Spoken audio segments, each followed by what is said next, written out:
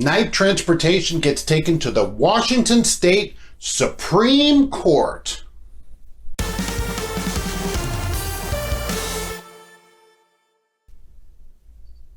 Hello and welcome to Trucking Answers. I'm Mark, your court reporter.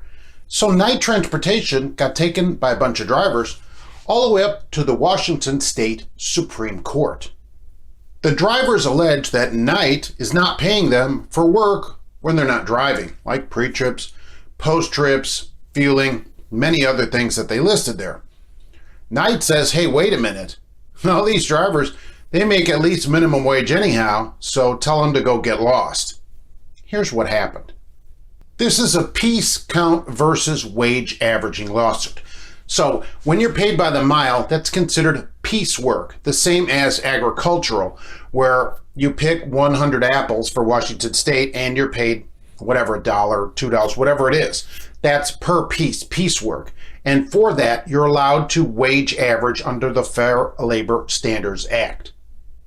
Wage averaging is this, where they say, okay, so you had 8 hours of actual piecework, but you in fact did 10 hours of work besides other things that you're not paid piecework. We get to take the amount you make during that 8 hours and average it over all of your hours worked. And as long as that's minimum wage, we've complied with the minimum wage law. That's wage averaging. The driver said, no, that's not fair. Our mileage rate is for driving. It's driving time. That Night shouldn't be allowed to average that over other things that we do. All these other things that we do, we should be paid for separately outside of our mileage rate. Well, the Washington State Supreme Court just ruled in favor of night transportation. They said, in fact, you can wage average on a piece count basis like this. So as long as the drivers are paid minimum wage for all of their worked hours, that Night has then complied with the law and further action will be taken. Remember, the other downside of this is you can only ask for these type of minimum wage and other protections for hours that you work. So if you go in and violate the log time, so there's time that you should be putting on duty, but in fact you don't, you log it sleeper berth or off duty time, you can't then go to the government and say they need to pay me for the time that I worked, because the proof of your work is the log that you agree is true and correct when you submit it. Regardless of that, Night wins this case.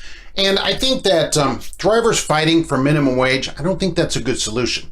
Remember, 40 hours is just $290. So don't even 70 hours with overtime is only $616.